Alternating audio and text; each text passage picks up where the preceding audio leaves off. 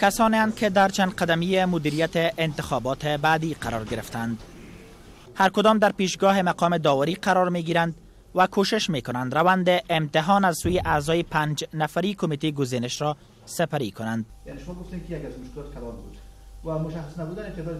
برای هر کاندیدی که به بخش دوم مصاحبه ها راه یافتند تا 15 دقیقه فرصت دارند طرح‌هایشان را پیشکش کنند و نیز به سوال‌های اعضای کمیته گزینش جواب دهند. فکر کنید مثلا که یک از ولایت‌هاست شما در اونجا کاندیدان اوناس ندارید و 2 کرسی به زنان تخصیص شده. چه قسم میتونن که از این خالیگاه یا بر رفع از این خالیگاه چی طرحی را دارید؟ چه قسمی رو رفع میکنید؟ در اینجا 2 خانم که مستحق هستن اونا کاندید نکردن. کاندید نکردن ها؟ یعنی کاندیدا نیستن. کاندید نیستن. و قانون بر شما صلاحیت داده که به خاطر اینکه کرسی های خانم‌ها خالی نماند داده ما دو همشیره را تقاضای ما است که مترمشیره که لیاقت شایستگی او را داشته باشه آورده میشه مصطلحات اگه با ما داده باشه انتخاب میکنه خلاص انتخاب میکنیم تصدیق میتونه شما بله.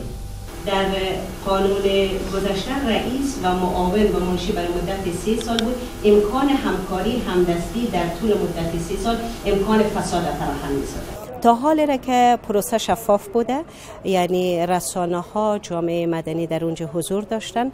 انشالله ببینیم که بعد از او به همین شکل اگر پروسه پیش بره بسیار خوب بشه. ما هدف ماده‌ای نیست، ماده‌ای کرسی یعنی موفقیت به دست بیاریم و در آینده خدای ناخواسته خیانت بکنیم و اگر از طریق کسای فرزن ما در اینجا تحمیل میشیم در اینجا باز انتظار خدمت صادقانه را ملت نخواهد داشته باش. کسایی که در این دوره راه یافتند 42 نفر برای کمیسیون مستقل انتخابات هستند و 30 تن هم برای کمیسیون شکایات انتخاباتی.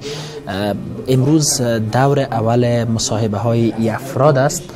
ای افراد طرحهایشان را به کمیته گزینش پیشکش میکنند و کمیته گزینش هم پرسش های را از اینا مطرح میکنند. بعد از ختم مصاحبات قرار است کمیته گزینش 21 تن را از میان 42 تن برای کمیسیون انتخابات و 15 تن را از میان 30 تن برای کمیسیون شکایات انتخاباتی برای رئیس جمهور معرفی بکنه. خودتان شاهد هستین که در اینجا نه کدام آثار از فشار است و نه کسی سفارش میکنه، یعنی پروسه کاملا علنی است.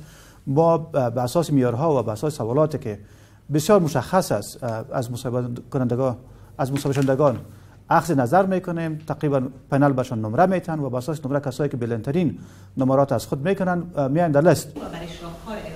رئیس کمیته گزینش میگوید روند مصاحبه ها در جریان هفته آینده از این افراد به پایان میرسد و پس از آن لیست نهایی بر رئیس جمهور فرستاده خواهد شد. در میان کسانی که به لیست کنونی راه یافتند نامهای جانداد اسپینغر رئیس نهادهای مدنی مرتبط به انتخابات، رفیع الله بیدار سخنگوی کمیسیون مستقل حقوق بشر و 2 برادر عبدالرؤوف ابراهیمی رئیس ولسی جرگه افغانستان نیز دیده می شوند. بر اساس لیست اولی که 720 تن به کمیته گزینش درخواست داده بودند، نامهای ریدا عظیمی عضو به حال کمیسیون شکایات انتخاباتی، اورنگزیب رئیس خدمات کمیسیون مستقل انتخابات و برخی رؤسای ولایتی کمیسیون مستقل انتخابات شامل بودند که اونا نتوانستند به این مرحله را پیدا بکنند. اما فعلا که 42 نفر و 30 نفر شارت لیست شدن، اینا هم بالاخره به 7 نفر و 5 نفر کاهش پیدا خواهد کردند که تصمیم نهایی را در این مورد رئیس جمهور میگیره. دیده شود از میان افراد رئیس جمهور نامای چه کسانی را به عنوان اعضای کمیسیون مستقل انتخابات و کمیسیون شکایات انتخاباتی معرفی خواهد کرد. نصرت پارسا، رادیو آزادی، کابل.